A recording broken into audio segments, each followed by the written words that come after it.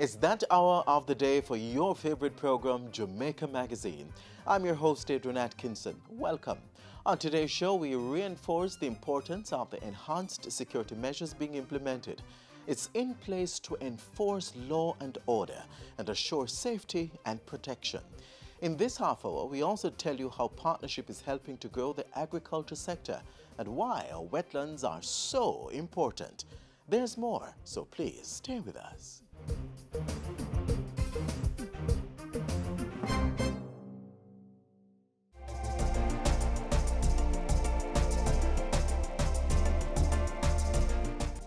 Jamaicans, drivers, passengers, motorcyclists, and pedestrians, slow down. Observe the rules of the road. Be courteous. Drive defensively. Be considerate. Buckle up. Wear a helmet. The careless overtaker is only rushing to the undertaker. Not observing the rules of the road could cost you your life and that of your loved ones. I encourage all road users to take special care as we use public thoroughfares. The life you save may be your own. Remember, your family wants you to arrive alive.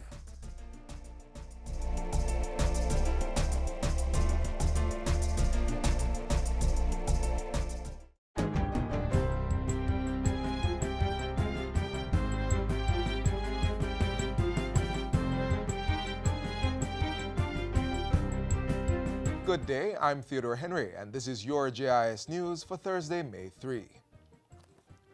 Government is partnering with the European Union and the Caribbean Development Export Agency to provide assistance to the small and medium enterprise SME sector. The Direct Assistance Grant Scheme, DAGS, was launched on Tuesday simultaneously with a workshop to help entrepreneurs. Under DAGS, registered SMEs with potential to export products and services are reimbursed up to 70% of the total value of their products. This administration will continue to take meaningful steps that will enable entrepreneurs to turn their ideas into reality and promote innovation and capacity building that will strengthen the sector. Jamaica is among 15 CARIFORUM countries benefiting from the scheme. The island accounts for the largest number of grant contracts, the most beneficiaries, and the largest grant value of 1.6 million euros. Minister Vaz says this support to SMEs should help drive growth and continue reductions in the unemployment rate.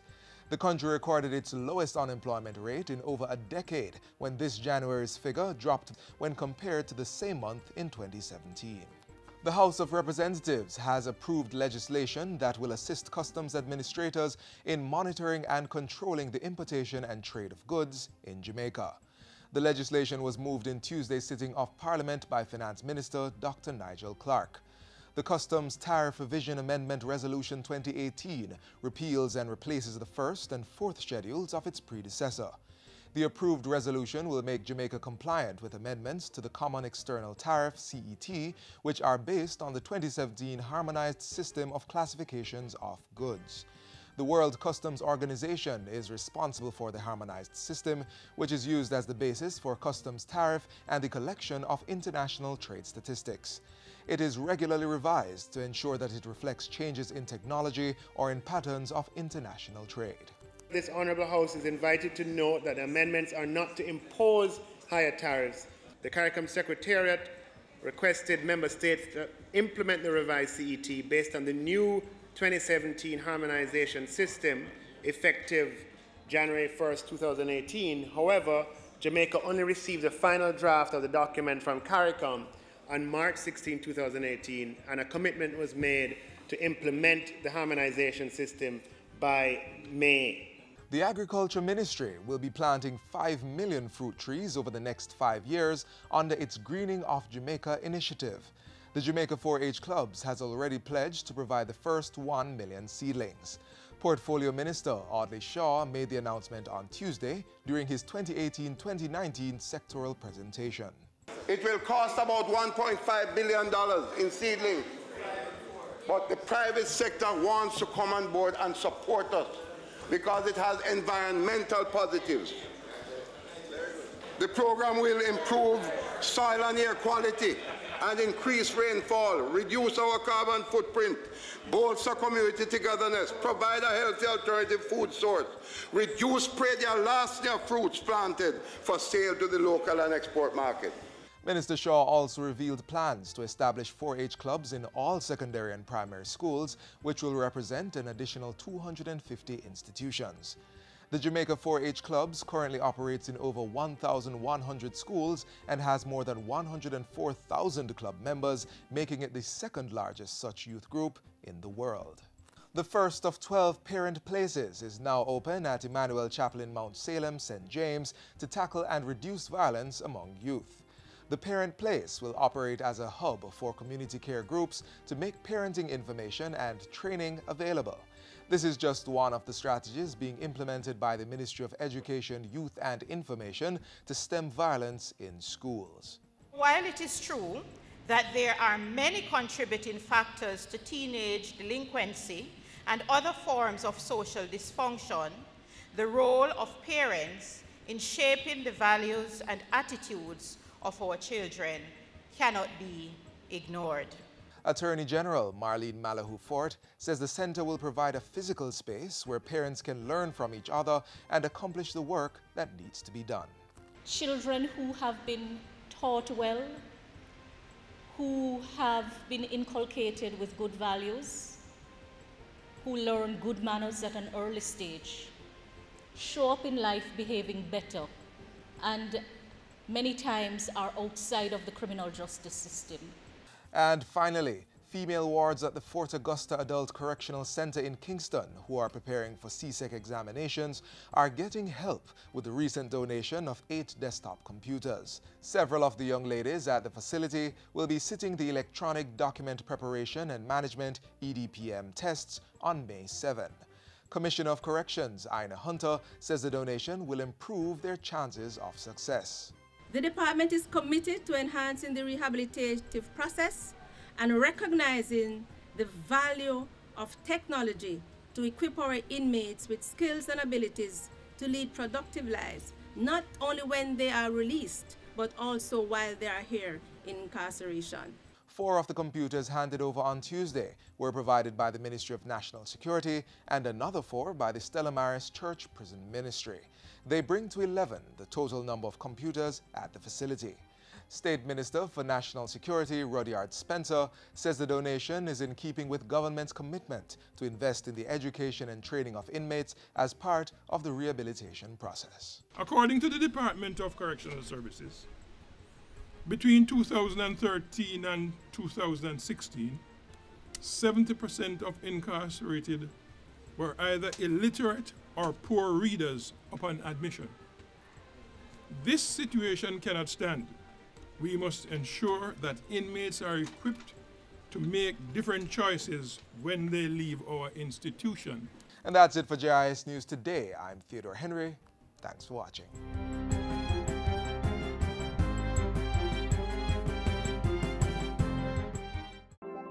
Jamaica Eye can help you protect our citizens. Jamaica Eye will play a part in increasing your public safety. Jamaica Eye is part of an island-wide network of camera surveillance systems designed to increase the safety of you, our citizens. If you have a camera system outside your home or office facing a public space, log on to jamaicaeye.gov.jm today. Jamaica Eye, we're all connected. The Ministry of National Security, creating a safer and prosperous Jamaica. The state of emergency for St. James has been extended, a necessary security measure to continue the crime reduction progress being made in the parish. I am making it clear that the Jamaican state protects its people, and the Jamaican people need no other protector than the Jamaican state. And so I want to assure the nation that this administration has ensured that the extraordinary powers given to the security forces are not used in an arbitrary way, but they are used to ensure the enforcement of the law in every area. Of the number detained, 133 persons have been arrested and charged, including 22 for murder. Additionally, 8 persons who were major players in the various conflicts in St. James, who were displaced from St. James, were either arrested or killed while resisting capture in the various operational exercises. 62 less murders have occurred in St. James for the period January 1 to April 30, 2018, as compared to the corresponding period last year. Incidents of wounding are down by 76%, and shootings are down by 60%. And they'd like to continue along those lines. We are convinced of that, and we intend to maintain a level of presence that can ensure the citizens of Montego Bay begin to feel that, understand that the security force of the state can protect them and provide an environment of law and order and security. And when you speak to the citizens in Montego Bay and wider St. James, that is what they're saying. They're happy for the reduction in murders, yes, but they're also saying there is greater order in the parish. And that's what people want. People want law, but more than anything else, they want order in their communities. And the state of emergency has created the atmosphere where order has returned. It is at this time that we must build on the gains. It is at this time that we must build the trust in our citizens, that we must enhance the trust that has started to develop. Mr. President, this is the time at which we make it clear to the criminals that they cannot wait us out. The state of emergency is, as we speak, providing the opportunity for information gathering and intelligence gathering for the dismantling of these gangs and their insidious criminal networks.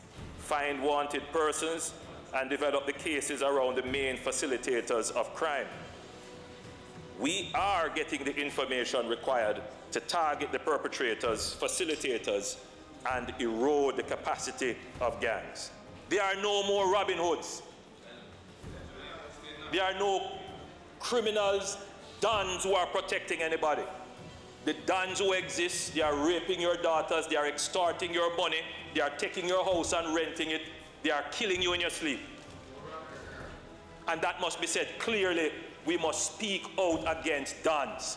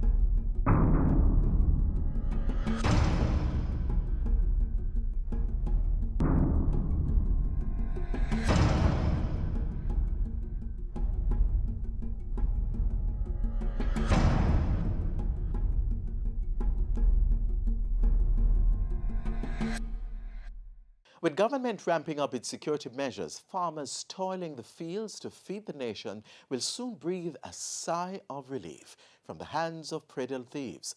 While that is being done, government is also forging partnerships to help farmers produce at their best.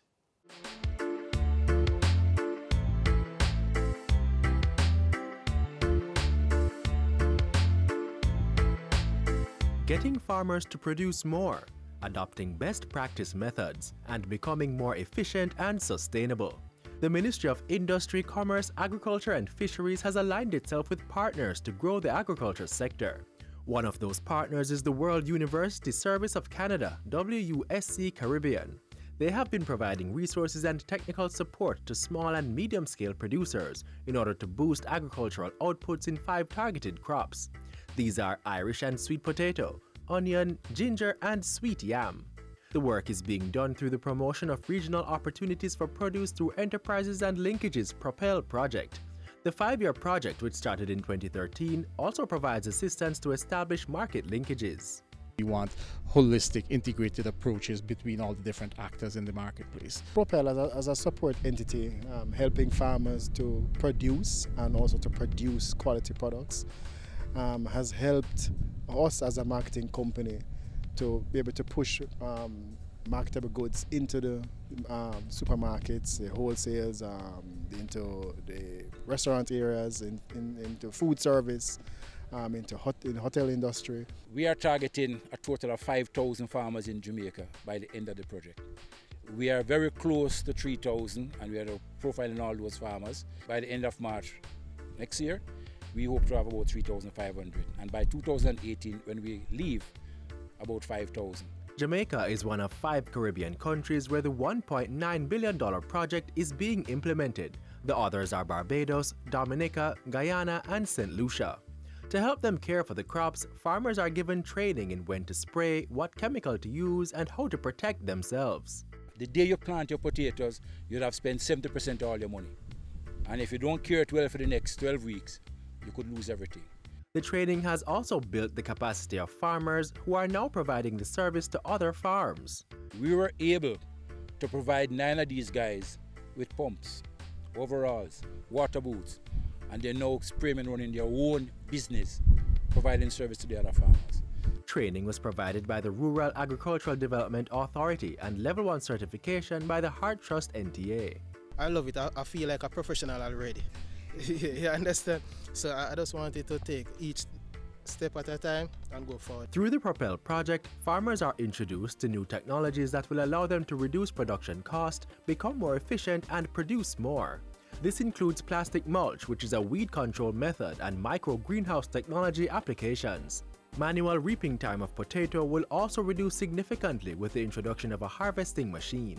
From what I'm seeing, it is quite satisfactory to me, because it is my intention now to make sure I get one of these machines, because I'll be able to plant more potato and I would see a better income for myself. Minister without portfolio in the Agriculture Ministry, J.C. Hutchinson, was in Manchester for the demonstration of the harvesting machine and acknowledged the work being carried out under the Propel project.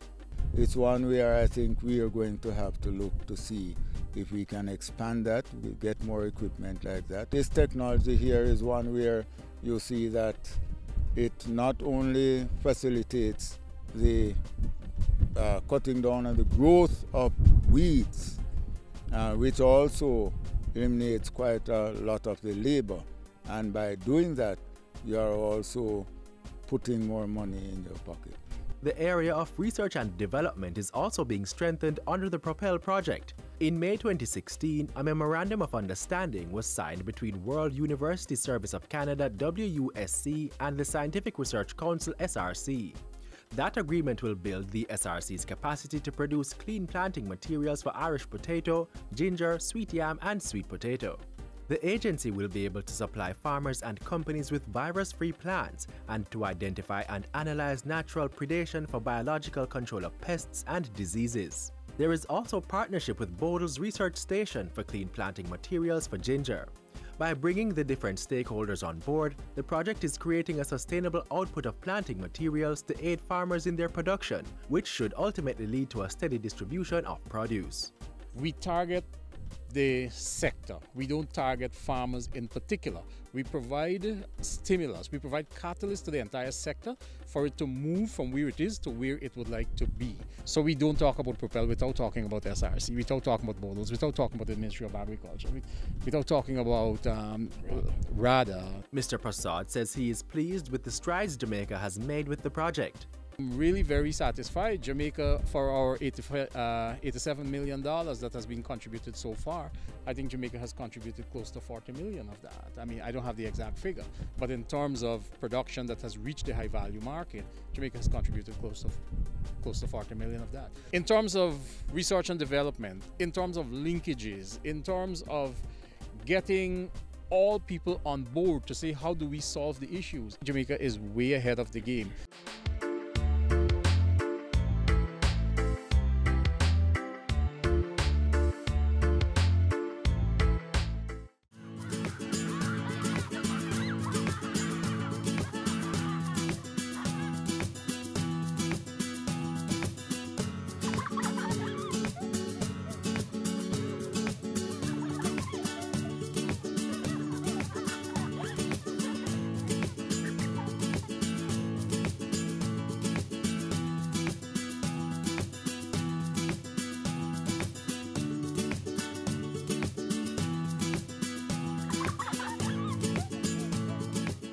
Did you know that wetlands help to filter air and replenish groundwater aquifers? Yes, wetlands are important for many other reasons, so let's not see them as wastelands and dumping grounds.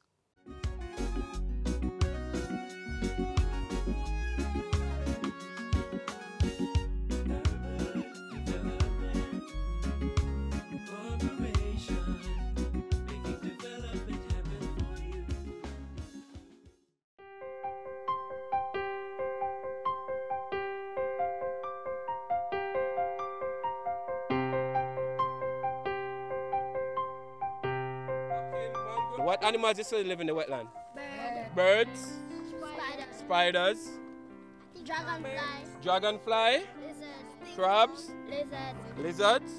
Okay. This nature tour is one of many undertaken by the Urban Development Corporation, UDC, to build the awareness of students and adults on the importance of wetlands. In what? Filtering the air and also giving you water, right? So those are two important things that you have to remember and why you need to keep the wetlands clean. This coincides with the corporation's celebration of 50 years of making development happen in Jamaica since 1968. On February 2, the UDC spearheaded activities in Helsha St. Catherine to mark World Wetlands Day. The theme was Wetlands for a Sustainable Urban Future. The mandate of the UDC is to ensure that we make development happen. And as part of that, we recognize our responsibility for ecological development. Jamaica, through the Ramsar Convention, has 37,000 hectares of wetlands that are under conservation. Of that number, the UDC has responsibility for just over 12,000 hectares. We play a big role in ensuring that there is conservation and that there is structured development of these areas. And so playing our part in Wetlands Awareness Day is a big part of ensuring that we keep sustainability for the future. Over 200 students from primary and secondary schools visited the UDC Helsha office in Johnson Hill. Environmental officers engaged them in interactive sessions on the value of wetlands and the environment and efforts being undertaken to protect them. They allow land to gather, they filter water, they help to filter air, they provide services for us. You have fishermen, they use wetlands, that's where we get it from. They replenish groundwater aquifers, this is where we get our drinking water from. But we don't put these things together. The message to protect the wetlands was made clearer during the bird migration exercise. Trees in the forest, the animals wouldn't have nowhere to live. Excellent. So if you cut down the trees and deforest, then the animals won't have a habitat.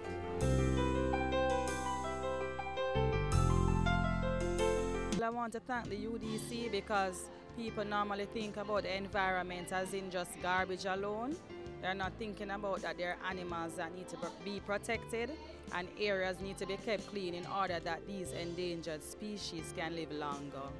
So what was the takeaway for the students? We have the black mangrove and the red mangrove. The red mangroves looks like it's walking, and the black mangroves, they suck up water and then they take their time and let it back out, and they also clean the environment. An animal go to hide from their predator around it. Partners such as the Forestry Department, the Natural Resources Conservation Authority, and the National Environment and Planning Agency were also on location. Now that the information has been passed on, the young ones are charged to share it with their fellow students and community members for a sustainable environment. The Wetlands Awareness Day activities are part of the UDC's community engagement in the protection of the environment. Over the years, the corporation has engaged schools across Kingston and St. Andrew and St. Catherine to participate in its Enviro Fairs and tree planting exercises in Helsha and Goat Island, part of the Portland Bight Protected Area. A big project that we took on some time ago was to ensure that we created a sanctuary for the iguanas. The Urban Development Corporation, ensuring sustainable protection of our wetlands and the environment since 1968. To learn more about the work of the Urban Development Corporation, call 656-8031 or visit their website at www.udcja.com. You may also follow them on Facebook, YouTube, Twitter, and Instagram, or visit their information center on the ground floor, Kingston Mall, downtown Kingston.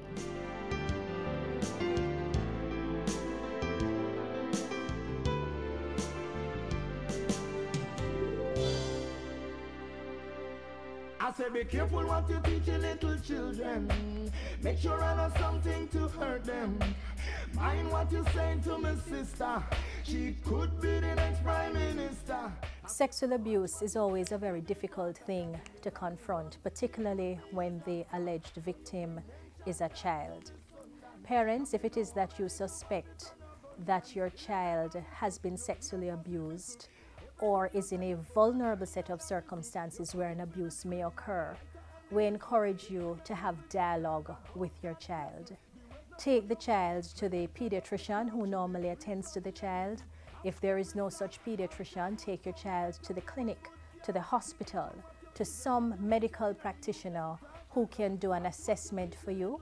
It's very important as well that we don't just look at the physical side, but we also seek to find the kind of psychosocial support that a child may need. Does the child need a session with a counselor? Does the child need to speak with a pastor who is used to dealing with these issues? Does the child need to get that ongoing psychological support to assist with the healing process and also to assist the child in becoming strong enough, as it were, to deal with the various processes that will follow once it is that you suspect an abuse has occurred? If it is that the child actually discloses when you engage the child in discussion that, yes, mommy and daddy, I was abused, we encourage you to entertain the child, to listen to what the child has to say to you, and to take it very seriously. So we really urge you to have those discussions and to seek guidance in terms of, do I speak to the police about this, which we always say you have to. Because once a child has been sexually abused, it's a criminal matter, and it means that once at all possible, the child should be assisted to go through the processes so that the perpetrator can in fact be held accountable. Support your child and let them understand in very clear terms that they are not the cause or the reason for this abuse having been perpetrated. But the most important element is to support them, get them access to the services that they need, and give them a chance to have you give them that listening ear. For these tips and of course any other information that deals with children, that is anyone under 18 years, please feel free to contact the Office of the Children's Advocate. We're at 72 Harbour Street, downtown Kingston, and our numbers are 948-1134, or website www.oca.gov.jm. Thank you. Watch what you teach your little children. Make sure I know something to hurt them.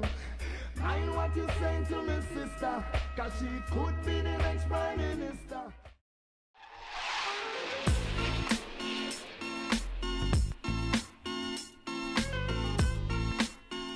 We have come to the end of our show, but certainly not the end of our connection. Just click on our website, jis.gov.jm, and while you're online, send us your feedback to Jamaica Magazine at jis.gov.jm or via tweet at JIS News. Do join us again tomorrow for another program. On behalf of the entire production crew, I'm Adrian Atkinson. Thanks for watching.